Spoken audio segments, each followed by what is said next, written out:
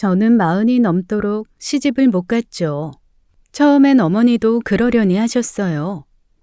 하지만 41살이 되자 성화가 본격적으로 시작되었습니다. 전화만 하면 늘 같은 말씀이셨죠. 연수야, 너 이러다 평생 혼자 늙어 죽는다. 옆집 정선이 알지? 너랑 동갑인데 벌써 둘째 봤다더라. 엄마는 너 하나 시집 보내고 나면 죽어도 여한이 없겠는데 누가 소개해준대거든? 제발 거절 좀 하지 마. 어? 엄마 부탁이야. 처음엔 짜증이 났고 다음엔 죄책감이 들었고 나중엔 그저 무거웠어요. 40이 넘도록 짝을 못 찾은 여자의 마음. 겪어보지 않은 사람은 모를 거예요. 세상이 다 짝을 지어가는데 저 혼자만 강가에 남겨진 돌멩이 같았죠. 그러던 어느 봄날 지인이 한 사람을 소개해 주었습니다. 이름은 박재훈, 45살, 형틀 목수일을 한다고 했어요. 처음 마주 앉은 자리에서 그 사람은 환하게 웃었죠. 연수 씨, 제가 말주변이 좀 없어서요. 어젯밤엔 무슨 말부터 꺼낼지 잠도 못 잤는데 막상 뵈니까 웃음부터 나네요. 인상이 너무 좋으세요. 이런 말을 자분자분 풀어내는데 마음이 풀리지 않을 수가 없었죠. 햇볕에 그을린 얼굴이 건강해 보였습니다. 45이 무색할 만큼 장난기도 많았어요. 전 결혼을 전제로 만남을 이어갔습니다. 좋은 사람을 늦게라도 만나 다행이라 어머니는 매일 절에 다니셨죠. 그렇게 한 해가 훌쩍 흘렀어요. 그러던 어느 날 그 사람이 슬쩍 말을 꺼냈습니다. 연수야, 이번에 일감이 너희 집 근처 빌라 현장으로 잡혔어. 본가에서 거기까지 1시간 반이야. 모텔 장기 투숙이 한 달에 100만 원이거든. 그동안만 너네 집에서 좀 지내자. 내년 봄에 식 올릴 사이잖아. 한 푼이라도 더 모아야지. 응? 무슨 소리야. 결혼도 안 한 사이에 어떻게 같이 살아. 그건 정말 안 될 말이야. 처음엔 질색을 했죠. 그런데 그 말을 꺼낸 날부터 이 사람이 제 자취방에 더 자주 놀러 왔어요. 연수야, 모텔비 1년이면 1200이야. 가구도 싹 다 바꿀 돈이야. 아주 잠깐만이야, 응? 이 말이 매일같이 귓가에 맴돌았습니다. 그러더니 어느 순간 그 사람은 제 집에서 출근을 하고 제 집으로 퇴근을 하기 시작했어요. 요리도 청소도 빨래도 모두 그 사람 손끝에서 척척 돌아갔죠. 저는 마음 한구석 모른 척 했습니다. 다정한 손길 앞에서 그만 두 눈을 감아버렸어요. 함께 산 지 2달쯤 지났을 무렵이었어요. 어느 날 저녁 그 사람이 전화를 걸어왔습니다. 연수야, 오늘 좀 늦을 것 같아. 거푸집 작업이 밀려서 야간조까지 돌리기로 했어. 새벽에나 들어갈 것 같으니까 먼저 자. 기다리지 말고. 처음엔 그러려니 했죠. 공사장 일이라는 게 정시 출퇴근만은 아니지 않은가 싶었어요. 그런데 그 야근이 한 번에 그치지 않았습니다. 일주일에 2번, 3번 이내 잦아지더라고요. 새벽 2시, 3시, 어떤 날은 5시가 다 되어 현관문이 열렸죠. 저는 어두운 거실에서 그 사람의 발소리만 가만히 듣고 있었어요. 해도 안 뜨는 시간까지 작업을 한다는 게 도무지 그려지지 않았습니다. 여자의 직감이라는 게 참 묘하죠. 말로 옮기지도 못할 그 의문이 가슴 한쪽에 잔뿌리처럼 박혀들었어요. 누군가의 늦은 귀가를 기다려본 분들은 아실 거예요. 겉으론 잠든 척해도 머릿속은 시계바늘처럼 또각또각 돌아간다는 걸요. 그렇게 한 달 가까이 지나니 도무지 견딜 수가 없었습니다. 그날 전 도시락을 쌌어요. 미역국 1통, 따뜻한 밥, 좋아하는 김치 1종지. 야근하는 사람한테 따뜻한 밥 한 끼 먹여야 하지 않겠나 그런 마음이었죠. 공사장 앞까지 차로 달렸습니다. 저는 떨리는 손으로 전화를 걸었어요. 나야, 나 지금 공사장 앞에 와 있어. 도시락 싸왔으니까 잠깐만 나와봐. 야, 여기까지 왜 와? 동료들 다 보는데 여자친구가 야밤에 도시락 들고 싸웠다는 소문 나면 나 어떻게 이래? 그냥 돌아가. 민망하게 왜 이래? 빨리 가라고. 전화기를 든 손이 차갑게 굳었죠. 핀잔만 한 바가지 듣고 저는 도시락을 그대로 들고 차에 올랐습니다. 집으로 돌아오는 그 길이 평생 제일 길었어요. 가슴에 박힌 잔뿌리는 어느새 의심이라는 이름으로 무성해져 있었죠. 새벽녘이 되자 그 사람이 들어왔어요. 연수야, 진짜 미안해. 내가 아까 말이 좀 심했지? 형틀 목수일은 작은 실수 하나가 사람 목숨까지 가져가. 거푸집 한쪽 잘못 받쳐서 콘크리트 부으면 와르르 무너져. 일할 땐 신경이 곤두서서 아니 너 갑자기 오니까 머릿속이 새하얘진 거야. 미워서 그런 거 절대 아니야. 저는 그 말을 믿고 싶었죠. 아니 믿어야 한다고 저 자신을 다그쳤는지도 모르겠습니다. 알았어. 다음부턴 미리 말하고 갈게. 그렇게 마지못해 그날을 덮었어요. 하지만 의심이란 건 한번 자리 잡으면 뿌리 뽑히지 않는 잡초 같은 것이었죠. 그날 밤 이후로 저는 결심한 바가 있었어요. 다음 야근 날엔 미리 말하지 않고 몰래 그 사람 일하는 곳을 가보리라고요. 내 두 눈으로 똑똑히 확인해 보리라. 그렇게 마음먹고 며칠을 벼르고 있었죠. 그런데 야근이 잡히기도 전에 제 인생에 먼저 벼락이 떨어졌습니다. 월요일 아침 부장님이 저를 회의실로 부르더라고요. 회사 사정이 어려워 결국 인력 정리를 하게 됐다고 제 이름이 명단에 올라갔다고 하셨어요. 14년 고생 많았다며 미안하다고 부장님은 끝내 제 눈을 마주치지 못하셨죠. 귀에 들어오는데 머리에선 한참을 겉돌더라고요. 14년이었습니다. 27살에 입사해서 41살까지 다닌 자리였죠. 청춘을 다 갈아 넣은 그 자리가 종이 한 장으로 사라진 거예요. 회사 문을 나서는데 그날따라 햇볕이 어찌나 따갑던지요. 세상에 저 하나만 그늘 없이 서 있는 기분이었어요. 이 나이에 짝도 없고 이제는 직장마저 없었어요. 이 나이에 이력서 한 장 쓰기가 그렇게 무겁고 두렵더라고요. 며칠을 멍하니 천장만 바라봤죠. 밥도 안 넘어가고 잠도 안 오고 까닭없이 눈물만 쏟아졌습니다. 우울증이라는 게 별다른 게 아니더라고요. 내일이 보이지 않는 그 까마득함이 곧 우울증이었어요. 그 사람이 퇴근하고 들어와 그런 저를 가만히 끌어안았죠. 연수야, 울지 마. 아이 직장이 뭐 그리 대수냐? 내가 너 먹여 살리면 되지. 내년 봄에 씩 올리면 어차피 한 식구 될 사이인데 너 그동안 좀 쉬면 어때? 14년이나 일했으면 쉴 자격도 있는 거야. 돈 걱정은 손톱만큼도 하지 마. 내가 있잖아. 나 생각보다 돈 잘 번다? 그 말 한마디가 어찌나 따뜻했던지요. 며칠을 벼르고 있던 의심이 그 한마디에 거짓말처럼 풀려나갔어요. 지금 돌아보면 그게 그 사람의 가장 무서운 솜씨였습니다. 상처 깊은 사람의 손을 잡아주는 척, 그 사람의 두 눈을 가리는 솜씨 말이죠.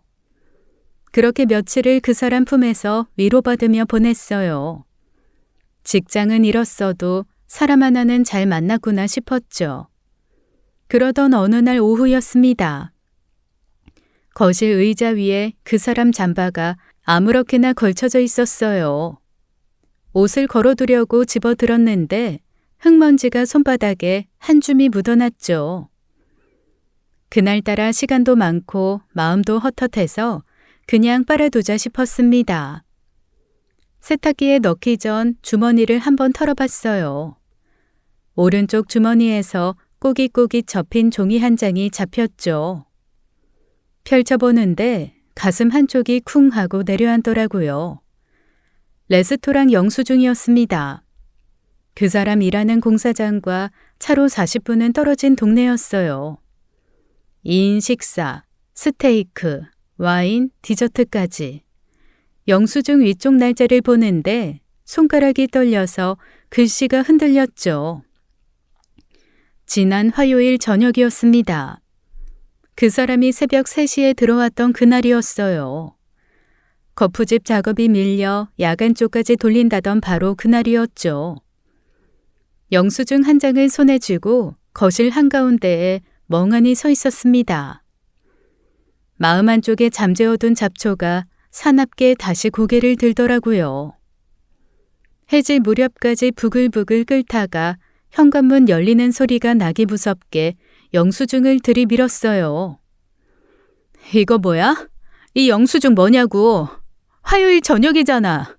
오빠 그날 야간조 돌린다고 새벽 3시에 들어왔잖아. 근데 무슨 스테이크에 와인이야? 누구랑 이런 데서 밥을 먹어? 말해, 누구야? 목소리가 떨려서 끝까지 나오지도 않았죠. 그 사람이 영수증을 받아들고 한참을 들여다보더니 어이없다는 듯 코웃음을 치더라고요. 이거 그날 동료랑 같이 갔지. 며칠을 새벽까지 일하느라 다들 죽을 맛이었거든. 일 끝나기 전에 잠깐 빠져서 맛있는 거 먹고 다시 들어간 거야. 사람이 한 달 내내 공사장 백반이랑 국밥만 먹어야 한다는 법 어디 있냐? 너 지금 나를 뭐로 보고 이러는 거야? 직장 잃었다고 내가 위로해줬더니 그 보답이 의심이냐? 오히려 큰 소리 치는데 제가 다 어리둥절해졌습니다. 그 사람은 그 자리에서 핸드폰을 들어 누군가에게 전화를 걸더라고요. 스피커폰을 켜고 제 앞에서 핸드폰을 놓았죠. 야, 너 지난주 화요일 저녁에 나랑 어디서 밥 먹었지? 갑자기 기억이 안 나서. 화요일? 야 임마, 너 그날 땡땡 레스토랑에서 나랑 스테이크 썰었잖아. 와인 한 병 비웠더니 둘 다 비틀거리면서 다시 현장 들어갔잖아. 너 왜 그래? 아직도 술이 덜 깼냐? 아니면 벌써 치매냐? 맞다. 거기였구나. 고맙다. 끊는다. 전화를 끊더니 영수증을 제 코앞에 다시 들이밀었어요. 이제 됐어? 이제 믿겠어? 너 한가하다고 집에서 별별 망상을 다 한다. 미안해. 내가 요새 정신이 좀 이상했나 봐. 진짜 미안해. 다신 안 그럴게. 그 사람 셔츠 자락을 붙잡고 사과를 했습니다. 영수증은 그 사람 손에서 꼬깃꼬깃 구겨져 쓰레기통으로 들어갔어요. 그 일이 있고 며칠이 지났어요. 겉으론 아무 일 없는 양 웃고 밥을 차렸죠. 하지만 가슴 깊은 곳에 박힌 가시는 시간이 지날수록 더 따끔거렸습니다. 여자의 직감이란 게 한번 자리 잡으면 전화 한 통으로는 결코 뽑히지 않더라고요. 그 사람의 너무 매끄러운 전화 한 통이 자꾸 마음을 긁어댔죠. 그러던 어느 날 저녁 그 사람이 또 야근을 한다며 집을 나섰어요. 저는 이번엔 도시락도 챙기지 않았습니다. 대신 그 사람이 나가고 1시간쯤 뒤에 조용히 차 키를 들었죠. 이번엔 정말 두 눈으로 확인해야겠더라고요. 차로 1시간을 달려 공사장 앞에 도착했어요. 그런데 이상하더라고요. 며칠 전 새벽까지 야간조를 돌린다던 그 현장이 캄캄했죠. 작업등 하나 켜져 있지 않았습니다. 가설 울타리 너머로 들여다봐도 사람 그림자 하나 어른거리지 않았어요. 귀신이 사는 폐가처럼 적막했죠. 저는 떨리는 손으로 그 사람에게 전화를 걸었습니다. 오빠, 지금 어디야? 뭐해? 연수야, 나 지금 한창 일하는 중이지. 거푸집 마무리 작업해야 돼. 새벽에나 들어갈 것 같아. 왜? 아니, 그냥. 알겠어. 조심해서 일해. 전화를 끊는데 손가락 끝이 얼음장처럼 차가워졌어요. 머리가 새하얘져 한참을 그 자리에 멈춰 서 있었죠. 그때 등 뒤에서 누군가 인기척을 냈습니다. 말끔한 점퍼에 안전모를 든 중년 남자였습니다. 여기 외부인 출입 금지인데 어디서 오셨어? 혹시 여기 관계자세요? 내가 이 현장 소장이요. 무슨 일이요? 저 박재훈이라는 사람 여기서 일하지 않습니까? 형틀 목수예요. 오늘도 야근한다고 했거든요. 소장이 잠시 저를 빤히 보더니 고개를 갸웃하더라고요. 박재훈? 그런 사람 없는데. 우리 현장에 형틀 목수 일하는 사람들 내가 다 알아. 10년 넘게 한솥밥 먹은 팀이거든. 그런 이름 들어본 적도 없어. 네? 확실해요? 정말 확실해요? 박재훈이요. 45살이고요. 아가씨, 내가 이 바닥에서 머리 흰 사람이요. 우리 팀에 그런 사람 없어. 아, 진짜 없어. 소장님 말 한마디 한마디가 제 가슴에 못이 되어 박혔죠.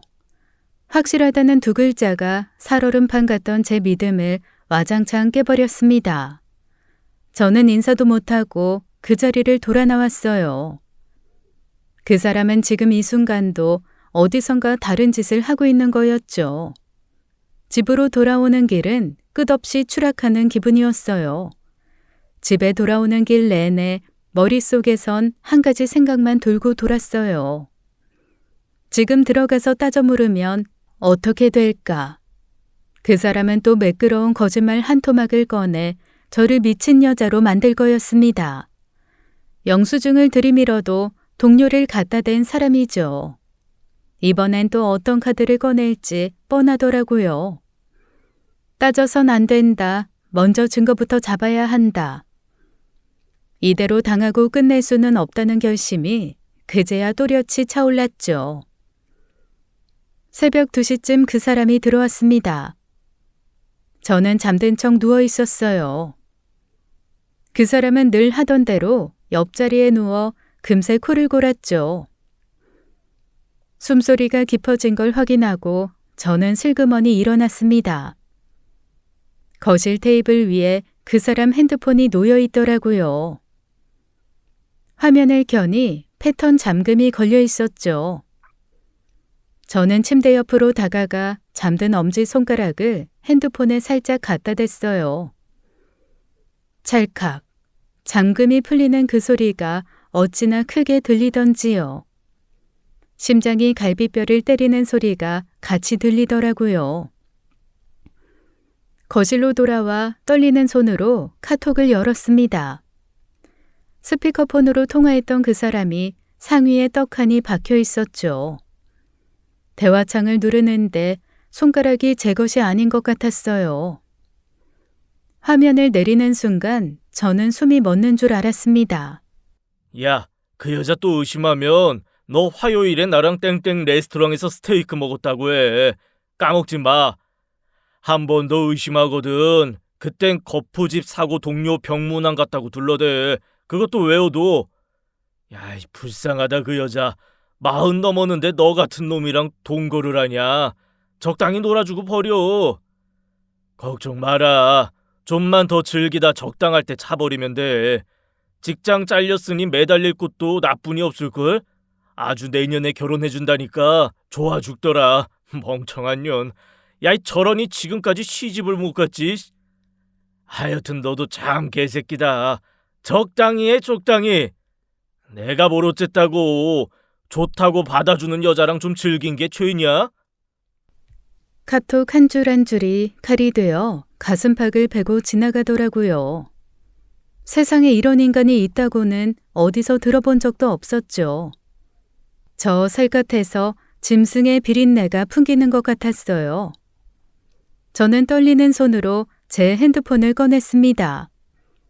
대화 한 줄 한 줄을 사진으로 빠짐없이 박아두었죠. 그리고 그 사람 머리맡으로 다가가 잠든 그놈 머리통을 핸드폰으로 있는 힘껏 후려쳤어요. 아이씨, 뭐야? 야, 너 미쳤어? 갑자기 왜 때려? 저는 제 핸드폰을 그 사람 얼굴에 들이밀었죠. 이거 봐. 똑똑히 봐. 적당히 놀아주고 버리라고? 좀 더 즐기다 차버리라고? 박재훈 너 이 개새끼. 너 나한테 이래도 되는 거야? 내가 뭘 그렇게 잘못해서 이런 개 같은 짓거리를 당해야 되는데. 야, 넌 미친 거 아니야? 남의 핸드폰을 왜 몰래 봐? 너 이거 사생활 침해야. 너 진짜 정신이 어떻게 된 거 아니야? 그놈은 말이 끝나기 무섭게 제 어깨를 거칠게 밀쳤어요. 저는 거실 바닥에 그대로 나동그라졌죠.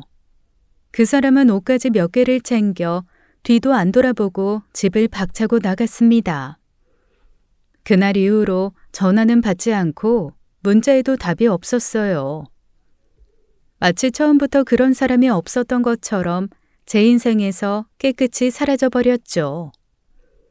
분이 풀리지 않아 그 사람에게 전화를 100번도 더 걸었어요.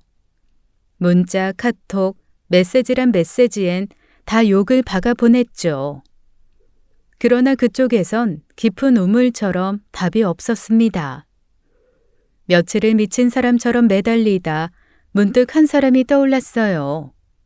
그 사람을 처음 소개해준 혜정 언니였죠. 언니, 박재훈 그 인간 어딨어요? 며칠째 연락이 없어요. 본가가 어딘지 알아요? 뭐라도 좀 알려줘요. 저 진짜 큰일 났어요. 연수야, 너 뭔 일 났니? 그 사람 나도 동호회에서 만난 사이야. 몇 년 봤는데 워낙 호인 같길래 소개해준 건데. 본가는 나도 몰라. 잠깐만, 동호회에 연락해볼게.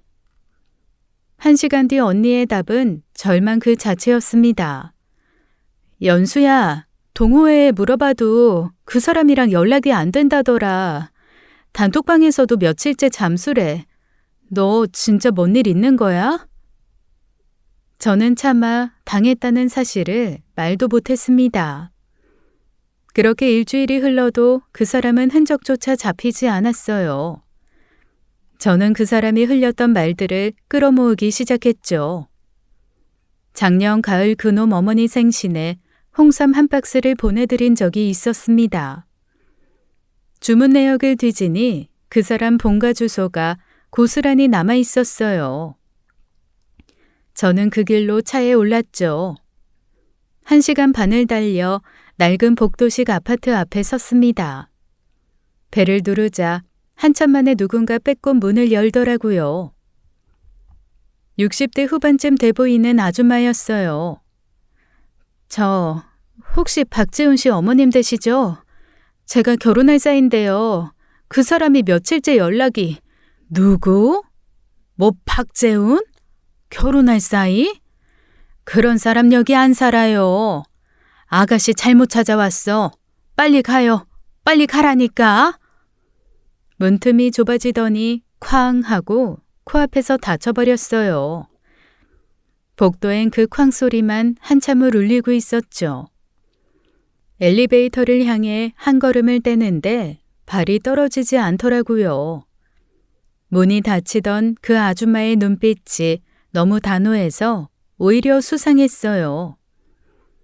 세상에 진짜 모르는 사람이라면 저렇게까지 다급할 이유가 어딨겠어요. 저는 슬그머니 발을 돌렸습니다. 다시 그 집 현관 앞에 서서 살그머니 귀를 갖다 댔죠. 그 순간 안에서 누군가의 목소리가 새어나왔어요. 엄마, 그 여자 갔어? 저거 진짜 미친년이네. 야, 어떻게 여기까지 찾아와? 진짜 미치겠네, 진짜. 야, 이 화상아, 너 또 무슨 일을 저지른 거야? 저 여자가 왜 집까지 찾아와? 한두 번도 아니고 도대체 정신을 어디다 두고 사는 거야? 너 이번엔 또 어떤 여자한테 무슨 짓을 한 거야? 아, 엄마 일단 좀 조용히 해. 밖에서 듣겠다. 세상이 한순간 까맣게 변하더라고요. 그 인간이 그 안에 있었습니다. 저를 모른다던 그 아줌마가 바로 그 사람의 엄마였죠. 피가 거꾸로 솟는다는 말 책에서나 봤지 그날 진짜로 솟더라고요. 저는 초인종을 미친 사람처럼 눌렀어요. 손가락 마디가 시뻘개지도록 누르고 또 누르고 또 눌렀죠. 문을 두드리며 그 사람 이름을 목이 터져라 불렀습니다. 박재훈! 야, 박재훈 이 새끼야! 문 열어! 안에 있는 거 다 알아! 너 안에 있는 소리 내가 다 들었어! 어디 숨어? 너 당장 안 나오면 내가 들어간다! 그러자 안에선 숨소리 하나 새나오지 않았어요. 한참을 나오질 않더라고요. 그때 복도 끝에 빨갛게 매달린 소화기가 눈에 들어왔죠. 저는 그 소화기를 양손으로 잡아 뺐습니다.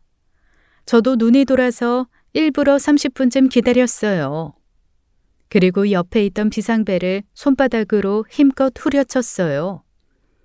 귀를 찢는 사이렌 소리가 복도를 뒤덮었죠. 불이야! 불났어요! 불이야! 빨리 나오세요! 다 죽어요! 목청이 끊어질 듯 소리를 질렀습니다.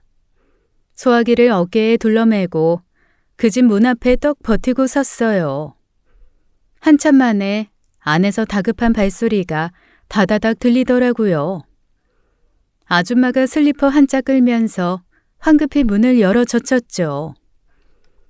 저는 그 손을 거칠게 밀치고 소화기를 거머쥔 채로 그 집 안으로 성큼 들이닥쳤습니다.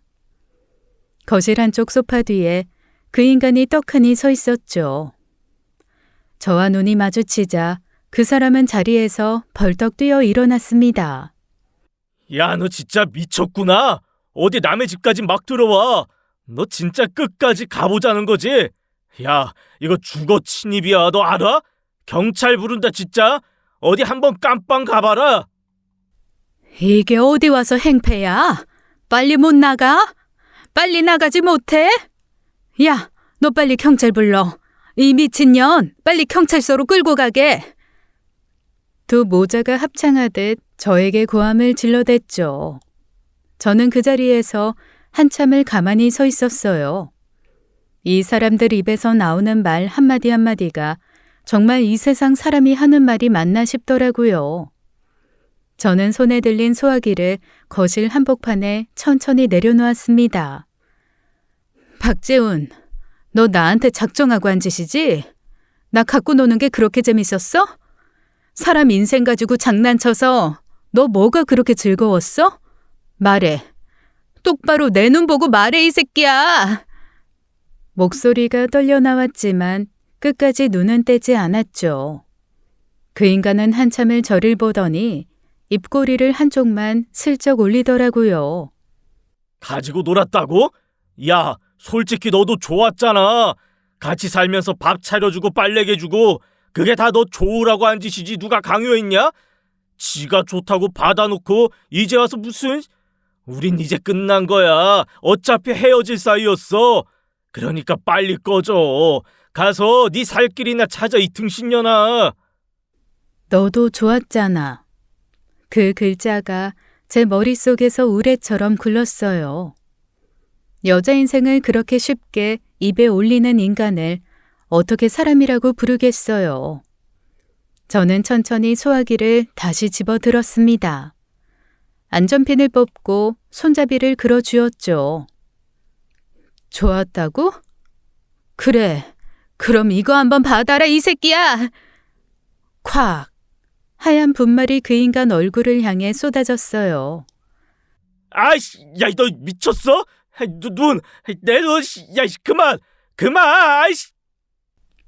그 인간이 두 손으로 얼굴을 가리고 비명을 지르며 바닥으로 무너졌죠. 너 인연이 진짜? 이게 어디서?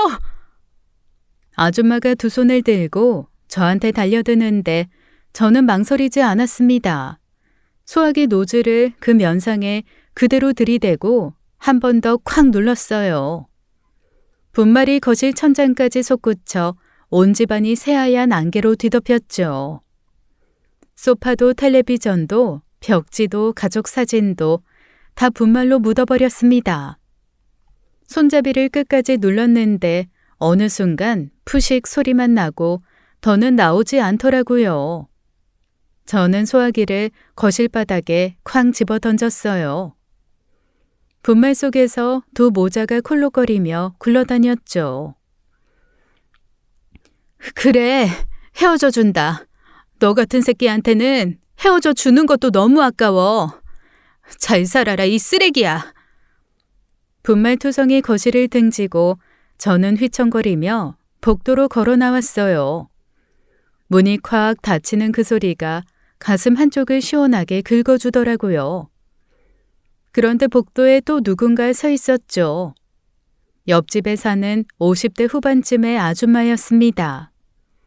옆집 문이 빠끔 열려 있고 아줌마 얼굴엔 놀란 빛이 가득했어요. 아니 아가씨, 무슨 일이야 도대체?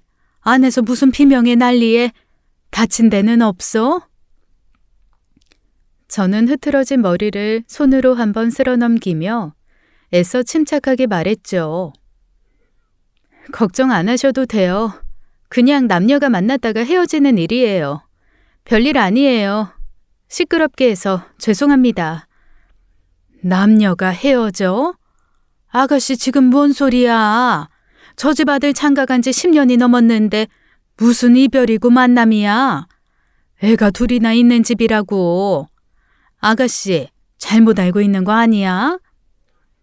세상이 그 자리에서 또 한 번 까맣게 변했어요. 네? 잠깐만요. 지금 뭐라고 하셨어요? 저 사람이 유부남이라고요? 결혼했다고요? 애가 둘이라고요? 그래, 10년도 넘었다니까. 며느리도 가끔 오고 손자들도 자주 와. 아가씨 정말 몰랐어? 귓속에서 윙하고 매미가 우는 소리가 한참을 났죠. 41살 인생을 통째로 도둑맞은 기분이 어떤 건지 아실 거예요. 저는 복도 한복판에 서서 천장을 노려보며 짐승처럼 한 번을 길게 울부짖었습니다. 이 개새끼야! 으악! 박재훈 너 이 개새끼! 울부짖음이 끝나기도 전에 저는 그 집 문을 발로 쾅 차고 다시 들이닥쳤어요. 분말 안개 속에서 그 인간이 콜록거리며 바닥에 널브러져 있었죠. 저를 보더니 두 눈이 풀렸다가 잡힌 짐승처럼 사납게 일어났습니다. 엄마, 저 미친년 또 들어왔어. 112. 아유, 엄마, 빨리 핸드폰. 그래, 마침 잘 됐다 이 새끼야. 신고해. 빨리 신고해. 신고하는 김에 한 가지 더 같이 신고하자. 유부남이 처녀한테 총각인 척 사기쳐서 등쳐먹은 거. 그것까지 같이 신고해. 어디 한번 둘이 같이 사이좋게 깜빵 가보자고. 가자고. 나 무서울 거 없는 년이거든. 너 사람 잘못 건드렸어. 그 인간이 입을 해 벌리고 얼굴이 새하얗게 굳더라고요. 옆에서 아줌마가 핸드폰을 들다 말고 그 자리에 굳어버렸죠. 저는 바닥에 나뒹굴고 있던 빈 소화기를 다시 집어들었어요. 쇳덩이를 두 손으로 거머쥐고 그 인간의 등짝이고 옆구리고 가리지 않고 후려쳤습니다. 아이씨, 그만해. 엄마, 야이씨, 그만하라고. 저는 한참을 그렇게 두들겨 패고 나서 소화기를 그 인간 옆에 툭 내려놓았죠. 잘 들어 박재훈. 이게 끝이라고 생각하면 큰 오산이야. 오늘은 시작이야, 시작. 너 똑똑히 봐. 내가 네 인생 끝까지 따라간다. 네 새낀 이제 끝장이야. 그 말 한마디를 박아두고 저는 그 집을 등지고 빠져나왔어요. 복도엔 분말 한 개와 두 손을 모은 채 굳어있는 옆집 아줌마만이 남아있었죠. 저는 머리카락을 한 번 뒤로 넘기고 그 아줌마에게 다가갔어요. 아줌마는 제 눈을 마주치고는 한 발 뒤로 물러섰습니다. 소화기로 한바탕 휘둘러 놓은 여자라 무섭긴 무서웠겠죠. 미친 여자였으니까요. 아줌마, 한 가지만 더 여쭤볼게요. 저 집 안에 어디 사는지 혹시 아세요? 같은 동네예요? 가까이 살아요? 아니, 난 정말 몰라. 아가씨, 나 정말 그런 거 모르니까 그만하고 가요. 어? 응? 아줌마가 양손을 휘휘 저으며 거의 사정하다시피 했어요. 아주머니, 진짜 모르세요? 어디 사는지 한 톨도 모르세요? 가까이 사는지만이라도요. 부탁드려요. 아이, 무슨 부탁을 그렇게 무섭게 해. 잘못했어요, 아가씨. 글쎄, 내가 그걸 어찌 아느냐 말이야. 말꼬리를 흐리던 아줌마가 잠시 천장을 보더니 손가락을 하나 들었죠. 근데 가만 보자. 단지 안에서 그 며느리 본 적이 몇 번 있긴 한데 같은 단지인 거는 분명해. 자주 마주쳤어. 큰애가 단지 앞 초등학교 다녀. 보아하니 5, 6학년쯤 됐을걸? 진짜 그 정도밖에 몰라. 저는 짧게 머리를 숙였습니다. 감사합니다. 정말 감사합니다. 엘리베이터를 향해 돌아서는데 어금니가 부서져라 깨물어지더라고요. 씩씩거리는 숨소리만 좁은 엘리베이터 안에 가득 찼죠. 머릿속엔 한 줄만 또렷이 새겨졌어요. 가장 좋은 변호사를 찾아 사기로 그 새끼를 끝까지 끌고 가자. 그 생각을 하며 1층 자동문이 열리고 단지 앞마당으로 발을 내디뎠습니다. 그때 저쪽 복도로 한 여자가 사내아이 둘의 손을 양옆으로 잡고 걸어오고 있었어요. 5, 6학년쯤 되는 큰애와 2살 어린 작은애. 저는 그 자리에 멈춰 섰죠. 두 아이의 얼굴이 그 인간 얼굴 그대로였습니다. 이마, 콧날, 눈매까지 누가 봐도 한 핏줄이 분명한 붕어빵이었어요. 저는 비틀거리는 다리에 힘을 주며 그 여자 앞으로 걸어갔죠. 저기요, 혹시 박재훈 씨 아내 되시는 분 아닌가요? 여자가 멈춰 서더니 저를 한참을 빤히 쳐다보더라고요. 네, 그런데 누구신데요? 저는 두 아이의 얼굴을 한번 쓱 훑어봤어요. 그 핏줄에서 떨어져 나온 게 분명한 두 얼굴이 자꾸 가슴을 찔러왔죠. 부인 되시는군요. 잠깐만 시간 좀 내주세요. 아이들 앞에서 할 얘기는 아닙니다. 여자가 잠시 저를 위아래로 훑더니 큰애에게 짧게 말했어요. 엄마 잠깐 얘기 좀 하고 갈게. 니들 먼저 집에 가 있어. 동생 잘 챙기고. 두 아이가 어리둥절한 얼굴로 단지 안으로 사라지자 저희는 가까운 단지 공원 벤치 쪽으로 자리를 옮겼죠.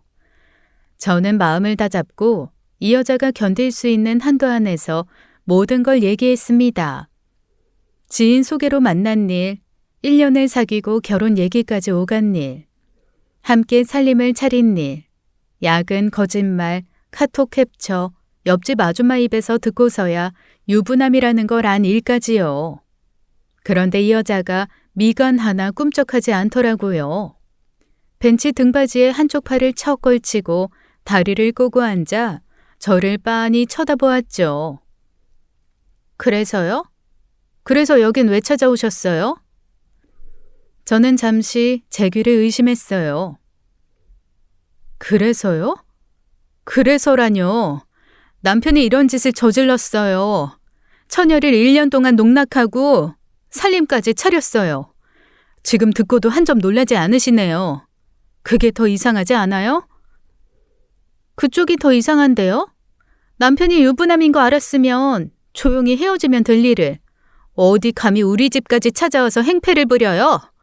방금 어머니 댁까지 쳐들어가서 소화기 뿌렸다고 본인 입으로 말했잖아요. 이게 집착이지 그럼 뭐예요? 콧방귀 한 번에 그 차가운 말이 쏟아져 나왔어요. 저는 너무 어이가 없어서 그만 픽하고 웃음이 나왔죠. 다시 말씀드릴게요. 전 상간녀가 아니에요. 저는 속은 거라고요. 1년 동안 총각인 줄 알고 만났단 말이에요. 총각인 줄 알고 결혼을 약속한 사이였단 말이에요. 그래서 뭘 원하시는데? 돈이 필요해? 위자료 같은 거? 돈 뜯어내려고 일 부풀리는 거 아니니? 너 꽃뱀이야? 어디서 굴러먹다 온 여잔지 몰라도 상간여면 주제 파악 좀 합시다. 어디 감히 본처 앞에 와서 소리를 높여? 옛날 같았으면 돌 맞아 죽었어, 이 아줌마야. 여자의 목소리가 점점 커지자 지나가던 사람들이 흘끔흘끔 저를 쳐다보더라고요. 저 여자가 일부러 큰 소리를 내고 있다는 걸 그제야 알아챘죠. 가슴 속에서 누군가 펌프질을 하는 것처럼 피가 콸콸 솟구쳤어요. 저는 더 이상 참지 않았습니다. 왼손을 뻗어 그 여자의 머리채를 한 줌 콱 그려쥐었죠. 아! 야, 이게 미쳤나? 사람 살려! 두고 없어요? 오른손으로 그 면상을 짝짝짝짝 망설이지 않고 후려쳤어요. 여자가 비명을 지르며 벤치 옆 흙바닥으로 주저앉았죠. 부부가 쌍으로 병신들이네 진짜. 어디서 굴러먹은 쓰레기들끼리 모여 살더니 똑같이 미친 짓이나 하고 자빠졌어. 뭐? 상간녀? 꽃뱀? 터진 입이라고 말 막 하면 이렇게 되는 거야. 알아? 나 지금 눈에 뵈는 거 없는 년인데 간신히 참고 너한테 예의 있게 말한 거였는데. 뭐? 이런 쌍. 너네 같은 부부 나 살면서 처음 본다. 이 미친 것들아. 저는 머리채에서 손을 탁 풀고 옷매무새를 가다듬은 뒤 그 자리를 떴습니다. 흙바닥에 주저앉은 그 여자를 등 뒤에 두고 저는 단지 정문을 빠져나왔어요.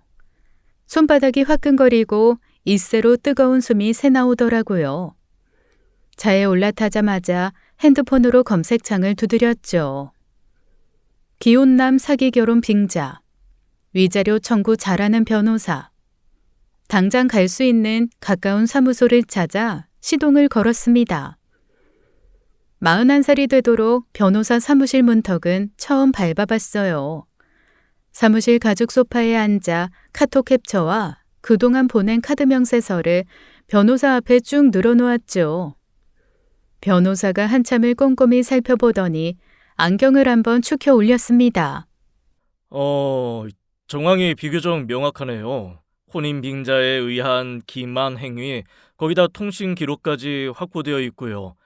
사기로 형사고소 가능합니다. 위자료 청구는 형사사건 끝나고 민사로 별도 진행하시고요. 본처가 다 알고도 묵인했다는 게 사실이라면 그것도 별개의 사실관계가 있겠고요. 일단 자료부터 정리합시다. 길게 끌 수 있는 싸움이에요. 각오는 되셨어요? 각오는 진작에 됐어요, 변호사님. 두 사람 다 끝까지 가야 해요. 위자료고 형사고 갈 때까지 다 가주세요. 상담을 마무리하던 그 무렵 핸드폰이 부르르 떨었어요. 화면에 떡하니 그 인간 이름이 떠 있었죠. 저는 변호사에게 양해를 구하고 스피커폰을 켜고 통화 버튼을 눌렀습니다. 야이씨, 넌 미친겨.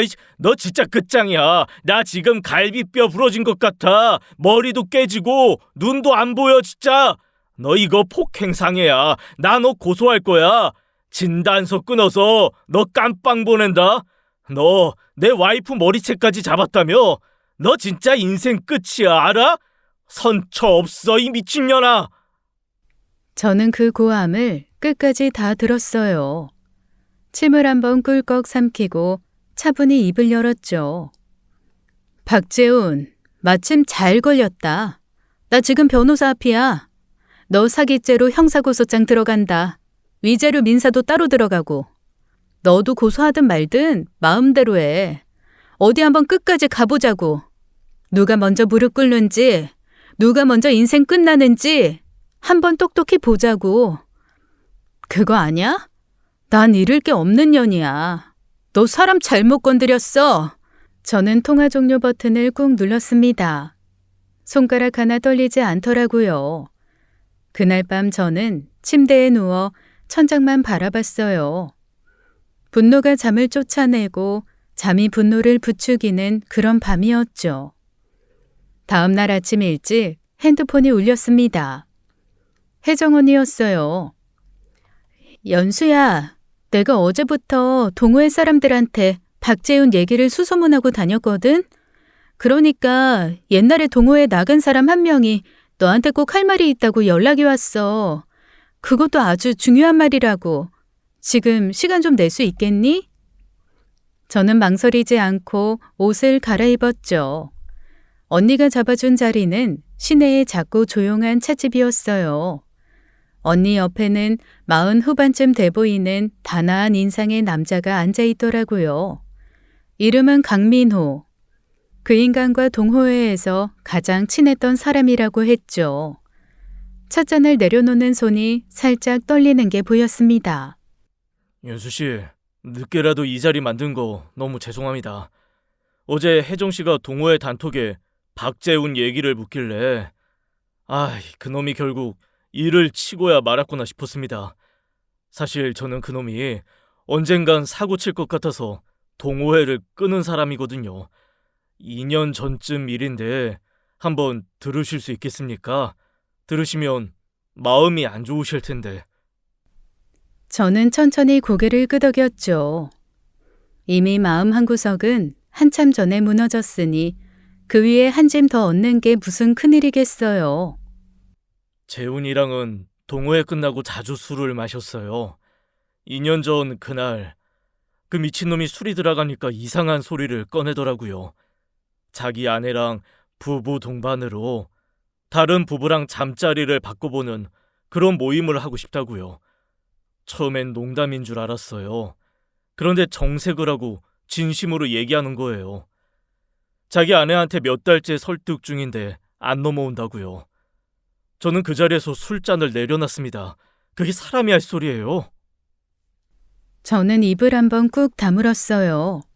본처의 그 차갑던 미간이 그제야 한 줄로 이어지더라고요. 그놈은 웃었어요. 뭐가 그렇게 큰일이냐고. 요즘 그런 사람들이 얼마나 많은데 그런다고요. 그러다가 아내가 끝까지 안 넘어와서 결국엔 아내가 자기한테 그러더래요.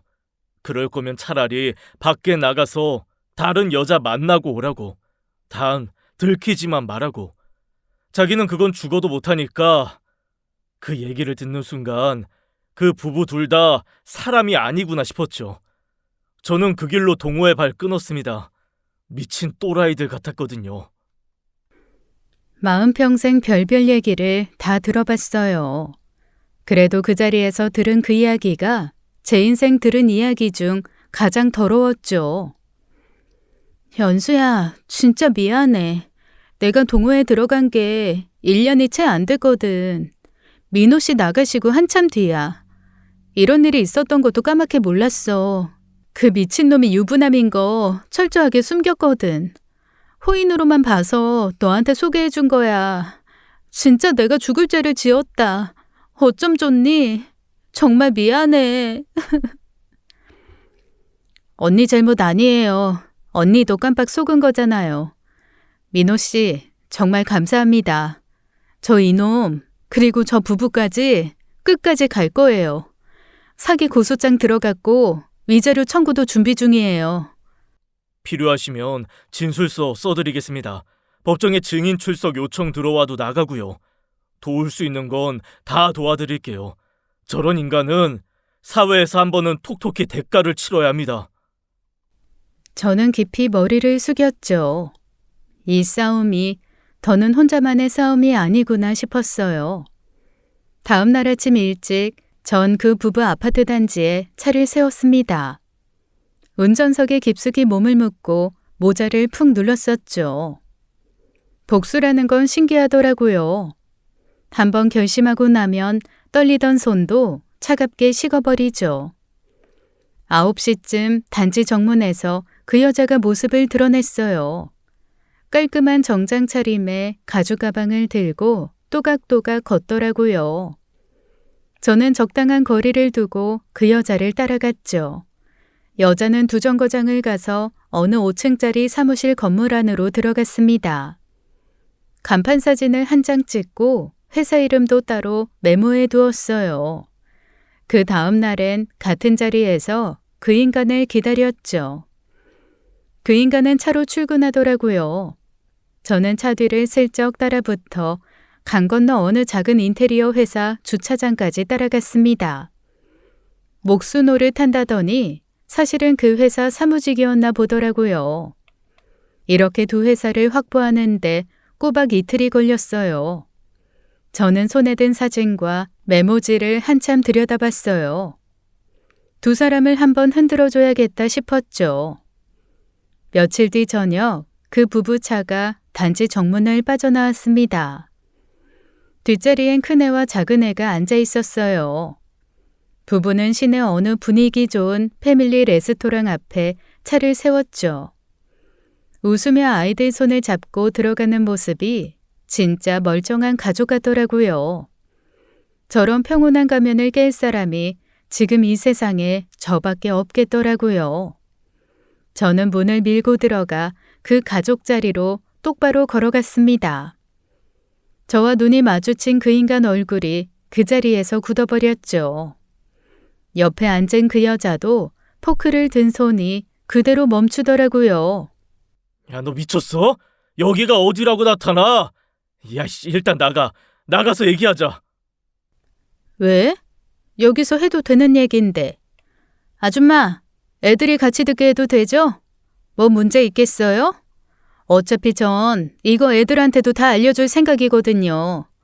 부모가 무슨 짓 하면서 사는지 쟤들도 알아야 하지 않겠어요?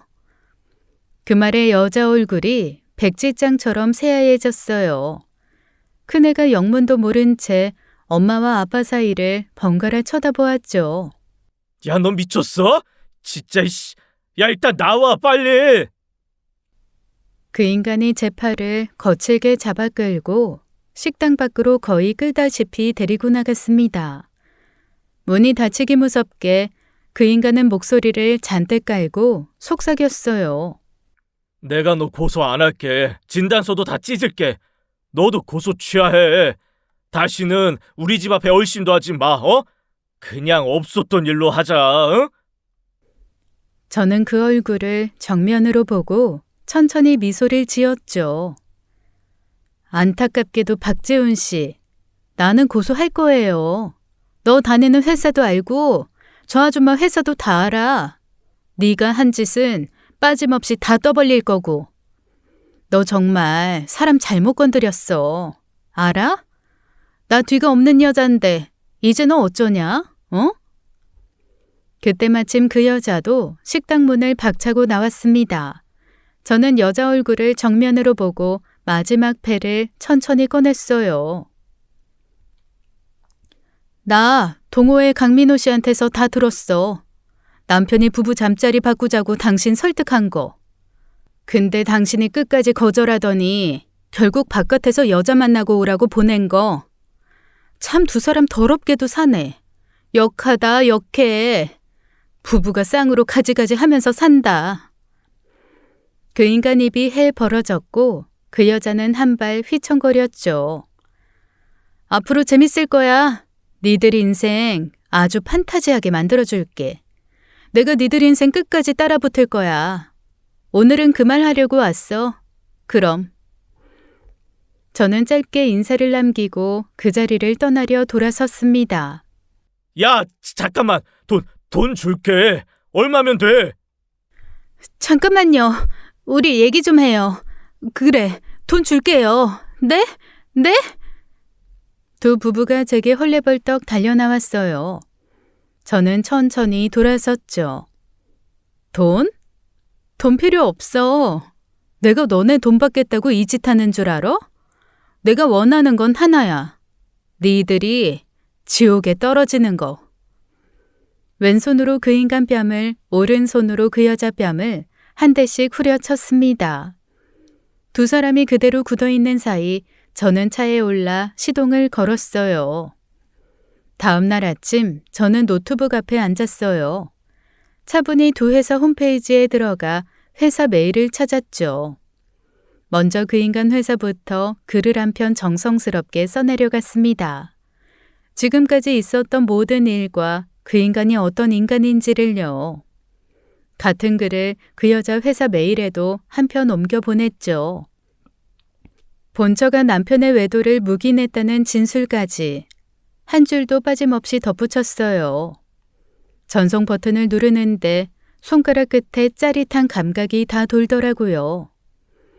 평생 익명 제보 같은 거 한번 해볼 거라 상상도 못했죠. 그런데 인생이라는 게 사람을 별의별 자리로 다 끌고 가더라고요. 그날 점심 무렵부터 그 인간에게 부재중 전화가 쌓이기 시작했습니다. 20통, 30통, 40통. 저는 무음 모드로 돌려놓고 변호사 사무실에 다녀와 점심을 한 그릇 든든히 먹었습니다. 오후가 되니 문자들이 줄줄이 떨어지더라고요. 연수야, 미안해. 진짜 미안해. 내가 잘못했어. 회사로 그런 거 보낸 거 너 맞지? 아이, 좀 진정하고 만나서 얘기하자, 어? 부탁한다, 연수야. 연수야, 우리 회사에서 지금 난리야. 인사팀에서 나 불려갔어. 너 정말 이러면 안 돼. 제발 부탁이다. 너 진짜 작작 좀 해라. 우리 와이프 회사에까지 그런 거 보냈다며 와이프 잘릴 판이야. 너 이거 명예훼손이야, 알아? 명예훼손까지 추가해서 고소한다. 진짜 작작해. 저는 답장을 한 줄 또박또박 써내려갔어요. 명예훼손? 진실을 진실이라고 한 게 명예훼손이면 넌 마음대로 해. 그리고 박재훈, 다음번엔 네 아이들이야. 큰애 다니는 초등학교 알지? 네가 살아온 모양새 곱게 적은 편지 한 통이 너희 큰애 책가방에 꽂힐 거다. 어디 한번 막아봐라. 전송 버튼을 누르는데 가슴 속에 쌓였던 채증이 한 줌 쑥 빠지는 기분이었죠. 답장도 채 읽지 못한 채로 바로 화면 위로 전화가 떨어지더라고요. 저는 천천히 통화 버튼을 눌렀습니다. 연수야, 제발 한 번만 살려줘. 회사에서 권고사직 통보 받았어. 와이프도 인사위원회 올라갔어. 부모님 다 알게 됐고 친척들도 들었어. 진단서 다 찢었어. 고소 안 할게. 위자료 달라는 대로 다 줄게. 애들은 건드리지 마. 애들은 죄가 없잖아. 어? 연수야, 한 번만 살려줘. 무릎이라도 꿇을게. 수화기 너머에서 그 인간 목소리가 콧물에 다 잠겨 들리더라고요. 40이 넘은 다 큰 남자가 그렇게 우는 소리를 저는 처음 들었습니다. 저는 가만히 그 울음을 끝까지 다 들었어요.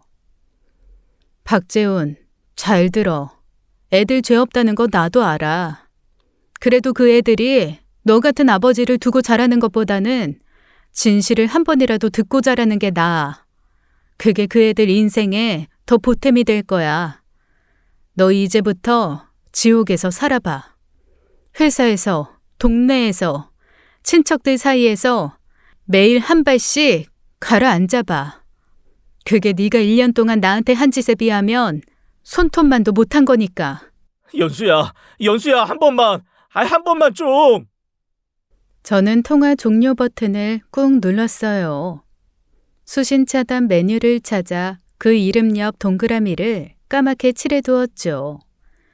핸드폰을 식탁 위에 엎어놓는데 그 자리에 햇볕이 따스하게 내려앉았더라고요. 오랫동안 보지 못한 빛이었습니다. 며칠 뒤 변호사 사무실에서 연락이 왔어요. 사기 형사 고소장과 위자료 청구 민사소장이 정식으로 접수되었다는 통지였죠. 이현수 씨, 일이 빠르게 굴러가네요. 박재훈 씨는 결국 변호사 선임을 포기했어요. 맞고서도 포기하더라고요. 도리어 본인 쪽에서 합의금이라도 받아달라며 연락을 해왔는데 합의는 안 보시는 거 맞으시죠? 네, 합의 안 봅니다. 끝까지 가주세요. 그 인간 인생 마지막까지 다 갈 거예요. 저는 한치 흔들림 없이 답했죠. 그 인간은 더 이상 저를 고소할 엄두를 내지 못했어요. 진단서 한 장도 변호인 한 명도 될 수 없는 처지였죠. 자기 회사에서는 권고사직이 떨어졌고 본처는 인사고과에 빨간 줄이 그어졌습니다. 아이들 이름 석자가 걸리니 그렇게 큰 소리 치던 인간들이 한없이 작아지더라고요. 세상 더러운 짓을 다 하는 인간도 결국 가장 무서워하는 건 자식들이 보는 눈이었어요. 진작에 그게 무서운 줄 알았더라면 41살 여자 인생을 그렇게 망쳐놓진 않았을 텐데요. 소송이 한참 굴러가던 어느 가을 주말이었죠. 혜정 언니에게서 전화가 왔어요. 연수야, 동호회 단톡에 떴는데 박재훈 결국 이혼했대. 와이프가 애들 데리고 친정에 있는 지방으로 짐 싸서 내려갔다더라. 동네에서 도저히 못 살겠으니까 어디 멀리 가서 새로 시작한대. 너 무서워서 도망간 거 맞을 거야. 동호회 사람들도 다 그러더라. 저는 수화기를 든 채로 한참을 픽 웃었습니다. 피해자는 도망갈 데가 없어서 그 자리에서 다 견뎌야 했는데 가해자는 짐을 싸들고 도망갈 데가 다 있더라고요. 저는 이번엔 도망가는 길까지 끊어줘야겠다 싶었어요. 핸드폰을 들어 그 여자에게 문자를 하나 적었습니다. 미경 씨, 어디까지 도망갈 수 있겠어? 새로 이사간 그 동네. 애들 학교에도 이분 다 있고. 잊지 마. 네 애들도 언젠가는 진실을 알아야 해. 걔들 엄마 아빠가 어떤 사람이었는지. 그게 그 애들이 살아갈 인생에 있어. 가장 먼저 알아야 할 한 가지니까. 그럼 오래오래 잘 살아. 니들이 만든 그 지옥에서. 전송 버튼을 누르고 저는 핸드폰을 식탁 위에 다시 엎어놓았어요. 창밖으론 그날따라 가을바람이 한 줄기 시원하게 들어오고 있었죠. 41살, 직장 잃고 사랑 잃고 자존심까지 잃었던 그 해의 가장 뜨거운 여름이 그렇게 한 계절을 지나가고 있었습니다. 저는 가끔 그 시절을 떠올리곤 해요. 여자 혼자 40 넘어 외로워한다고 함부로 손 내미는 인간은 세상에 차고 넘치죠. 그 손이 진짜 손인지 덫인지 가려낼 눈도 같이 길러야 했습니다. 지금 이 사연을 듣고 계신 분들 중에 비슷한 자리에 서 계신 분이 한 분이라도 있다면 꼭 기억해 주세요. 당장 내일이 안 보인다고 해서 사람 보는 눈까지 같이 흐려져선 안 됩니다. 내 인생을 가지고 노는 인간 앞에서 절대로 먼저 무너지지 마세요. 피해자가 끝내 발 뻗고 사는 그 모습이 그 인간한테는 평생 풀리지 않는 형벌이죠. 진실은 끝내 그 인간의 발목을 잡고야 마는 법이니까요. 지금까지 사연 읽어주는 남녀였습니다. 끝까지 시청해주신 여러분 감사드리며 저희는 다음 사연으로 돌아올게요. 감사합니다.